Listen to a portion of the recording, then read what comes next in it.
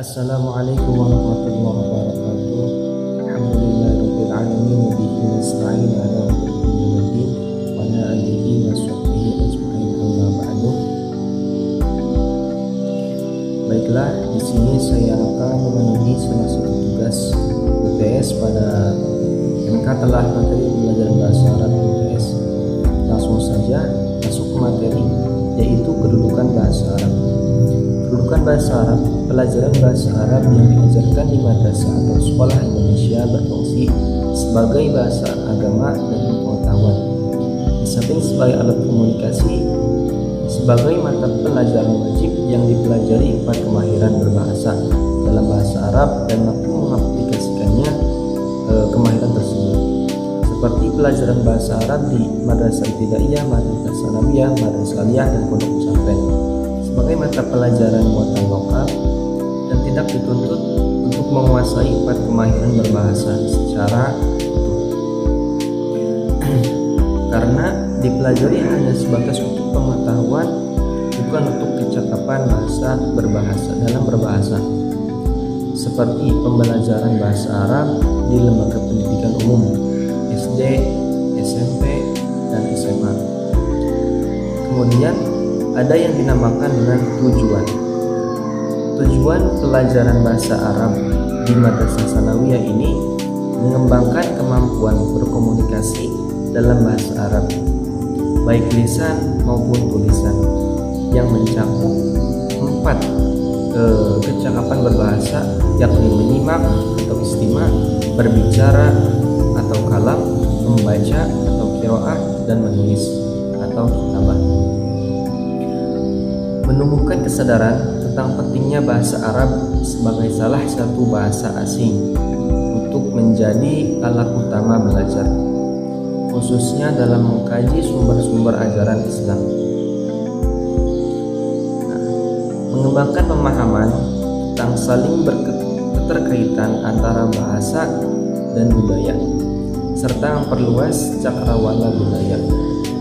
Dengan demikian, peserta didik diharapkan memiliki wawasan lintas budaya dan melibatkan diri dalam keragaman budaya. Kemudian ada juga ruang lingkup pembelajaran pembelajaran bahasa Arab di madrasah sanawiyah, yaitu ruang lingkupnya menurut KMA nomor 183/2019. Ruang lingkup mata pelajaran bahasa Arab madrasah sanawiyah terdiri dari tema-tema yang berupa wacana lisan dan tulisan berbentuk paparan atau dialog yang sederhana tentang identitas diri, kehidupan madrasah, kehidupan keluarga, rumah, hobi, profesi, kegiatan, keagamaan, dan lingkungan. Kemudian selanjutnya yaitu alokasi waktu. Menentukan alokasi prota. Cara menentukan alokasi prota, total minggu efektif 1 semester dikali total alokasi per minggu dikali 2 semester sama dengan 18 minggu kali 3 jam, atau 2 minggu 2 semester sama dengan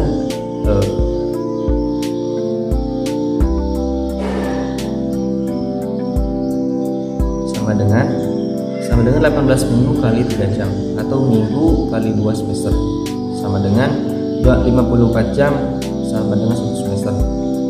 Jadi total alokasi waktu prota adalah 108 jam pelajaran atau jam tatap muka. Alokasi per bab dalam 1 semester, cara menentukan waktunya yaitu total minggu efektif 1 semester bagi total bab 1 semester sama dengan 18 minggu kali 3 bab atau 1 semester sama dengan 6 minggu per bab. Jadi total alokasi per bab 1 semester 6 minggu. Alokasi per bab dalam 1 jam, cara menentukan waktu yaitu total alokasi per bab dalam 1 semester dibagi total alokasi per minggu sama dengan 6 minggu atau per bab kali 3 jam atau per minggu sama dengan 18 jam per bab. Jadi total alokasi jam dalam 1 semester adalah 18 jam per bab. Menentukan alokasi waktu silabus. Cara menentukan alokasi waktu silabus ini, total alokasi jam pelajaran dalam satu semester dikali 40 menit sama dengan 54 kali 40 menit atau 18 kali pertemuan. Menentukan alokasi waktu RPP. Nah, cara menentukan alokasi waktu RPP ini total alokasi jam per bab dalam satu semester dikali 40 menit sama dengan 18 kali 40 menit atau 6 kali pertemuan atau 18 jam pelajaran per jam. Kemudian berlanjut ke materi selanjutnya yaitu mengenai KI dan KD. Nah, baiklah, langsung saja. Pembahasan yang pertama yaitu mengenai makna dari KI dan KD. Makna KI atau kompetensi inti adalah merupakan kemampuan yang harus dimiliki oleh peserta didik di jenjang tingkat pendidikan, baik itu madrasah ibtidaiyah, madrasah tsanawiyah, ataupun madrasah aliyah sampai perguruan tinggi. Jadi makna KI atau kompetensi inti ini merujuk pada kemampuan siswa dalam memahami materi dalam tingkat jenjang pendidikannya. Nah, yang diharapkan untuk siswa agar bisa mengikuti dan memahami tentang pembelajaran dari tingkat mudah sampai tingkat susah. Kemudian makna dari kompetensi dasar atau KD. Makna kompetensi dasar adalah capaian mata pelajaran, kemampuan yang harus dimiliki peserta didik yang sudah ada pada KD tersebut, yang merupakan acuan dari KI yang mendukung kompetensi inti. Nah, pada KD ini siswa diharapkan bisa tercapai pembelajarannya dengan kompetensi dasar yang sudah ada di dalam KMA nomor 183 tahun 2019. Alhasil, dengan adanya keterkaitan antara KI dan KD ini, maka akan tercapailah pembelajaran yang diberikan. Jadi, kompetensi dasar dan kompetensi inti itu saling ada keterkaitannya. Berlanjut pembahasan selanjutnya yaitu kedudukan kompetensi inti dan kompetensi dasar juga. Nah, kedudukan kompetensi inti dan kompetensi dasar dalam pembelajaran bahasa Arab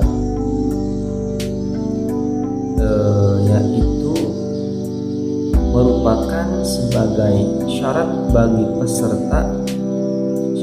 peserta didik untuk memenuhi standar kompetensi lulusan yang di dalamnya mencakup aspek sikap, pengetahuan, dan keterampilan. Sedangkan SKL atau standar kompetensi lulusan itu adalah kriteria mengenai kualifikasi kemampuan kelulusan pada peserta didik atau sebagai pedoman penilaian dalam menentukan kelulusan peserta didik.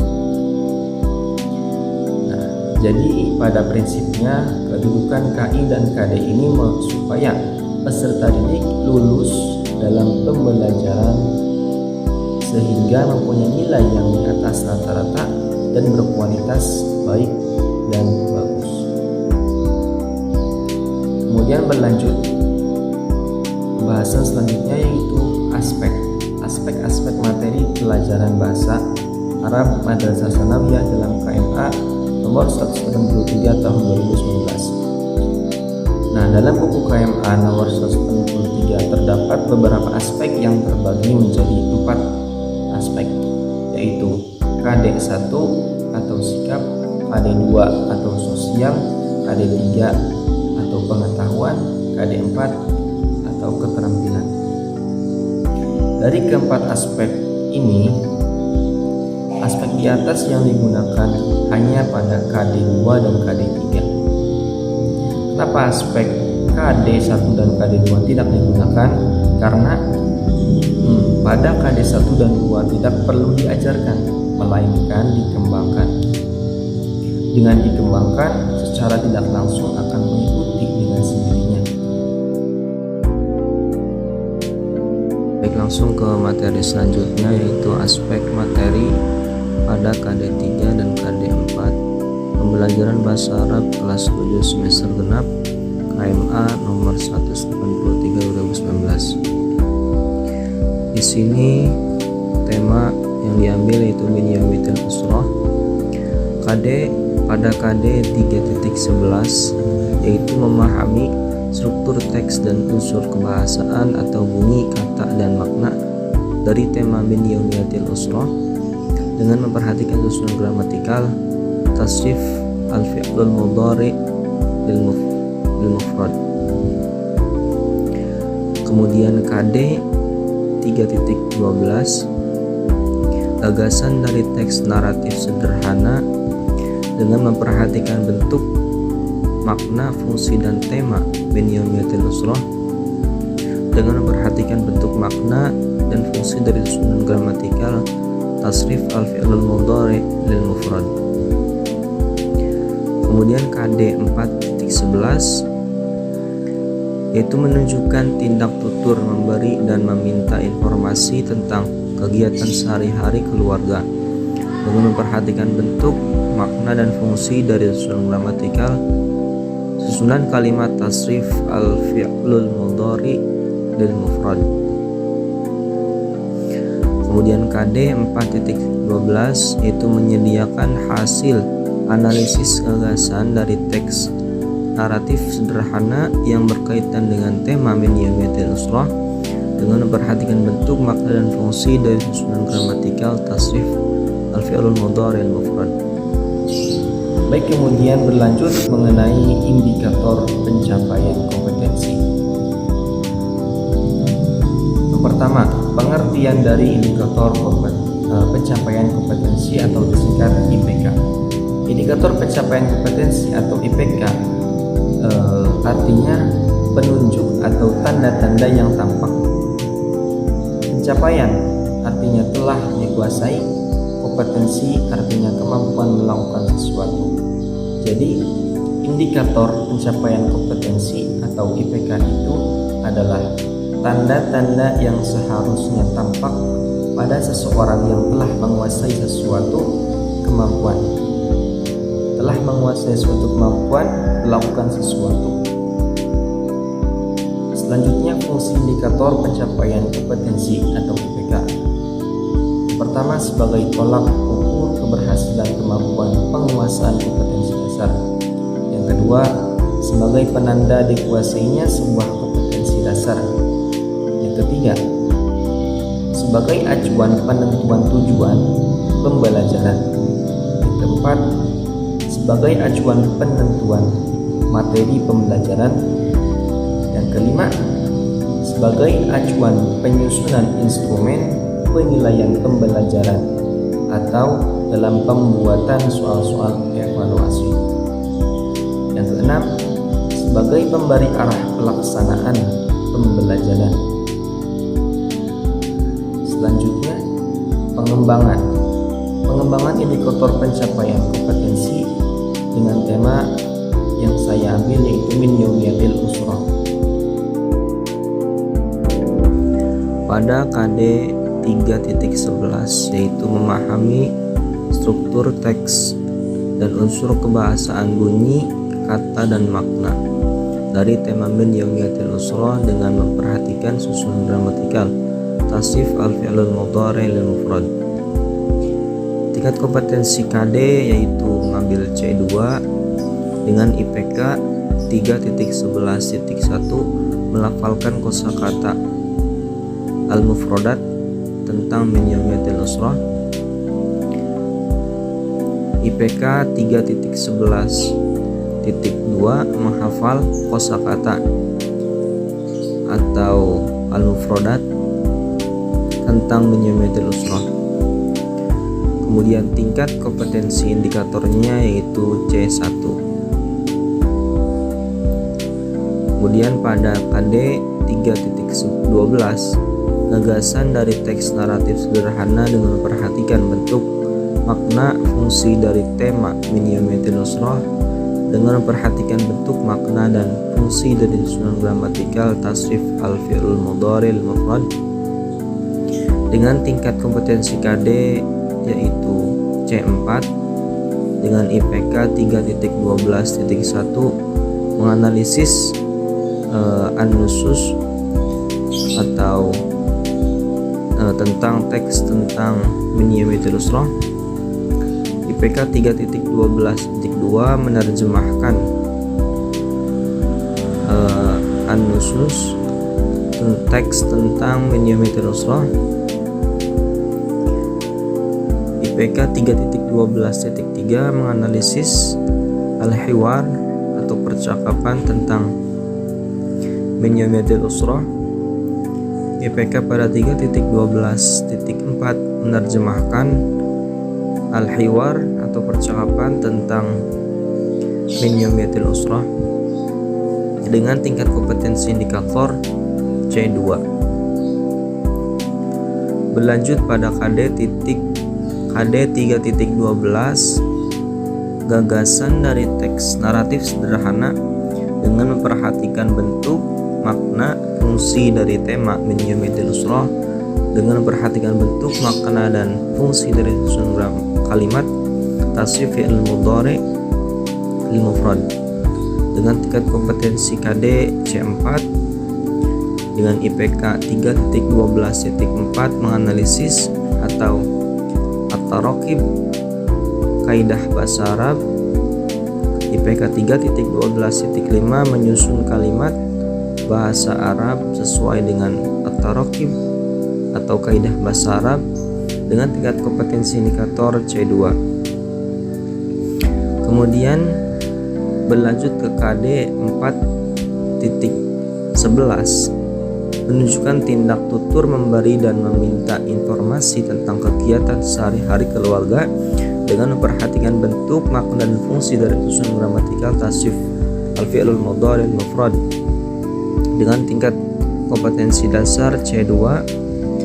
IPK 4.11.1 melafalkan teks yang diperdengarkan tentang min yaumiddin usrah. IPK 4.11.2 menuliskan teks yang diperdengarkan tentang min yaumiddin usrah. IPK 4.11.3 mendeskripsikan jenis teks dalam bahasa Arab tentang min yaumiddin usrah. IPK 4.11.4 menuliskan teks bahasa Arab berdasarkan jenisnya tentang min yaumiddin usrah dengan tingkat kompetensi indikator C1.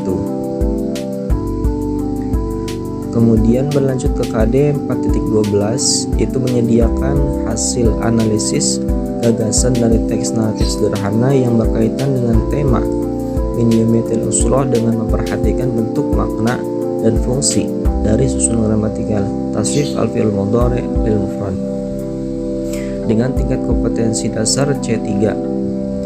IPK-nya 4.12.1 menilai teks bahasa Arab berdasarkan jenis teks tentang min yaumiddin usrah. IPK 4.12.2 menilai teks bahasa Arab berdasarkan tarkib tentang min yaumiddin usrah dengan tingkat kompetensi indikator C5. Baiklah, saya akan mendeskripsikan sebagai capaian kompetensi secara komprehensif yang diharapkan dapat dikuasai oleh siswa setelah mempelajari tema-tema pelajaran bahasa Arab di Madrasah Tsanawiyah di kelas 7 sesuai dengan cakupan pasangan KD pada masing-masing tema. Kemudian tema yang terakhir yaitu min yaumiddin usrah. Ketika siswa sudah mempelajari tema tadi atau tema min yaumiddin usrah, siswa dapat menguasai hal-hal, yaitu yang pertama, siswa dapat mampu memahami teks naratif tentang min yaumiddin usrah. Yang kedua, siswa dapat menganalisis gagasan dari teks naratif tentang min yaumiddin usrah. Yang ketiga, siswa dapat mendemonstrasikan tema min yaumiddin usrah dalam kehidupan sehari-hari. Yang keempat, siswa mampu menyajikan hasil analisis tentang tema min yaumiddin usrah. Mungkin cukup sekian yang bisa saya sampaikan mengenai deskripsi capaian kompetensi secara komprehensif yang diharapkan dapat dikuasai oleh siswa setelah mempelajari tema-tema pelajaran bahasa Arab di Madrasah Tsanawiyah di kelas 7 ini sesuai dengan cakupan pasangan KD pada masing-masing tema. Kurang dan lebihnya mohon maaf. saya pamit undur diri. Syukron ala ihtimamikum. Ismi Faiz Bahrul Ulum, ana min Ismi Ta'lim Lugatil Arabiyah, al-faslu ba. Syukron ala ihtimamikum. Assalamualaikum warahmatullahi wabarakatuh.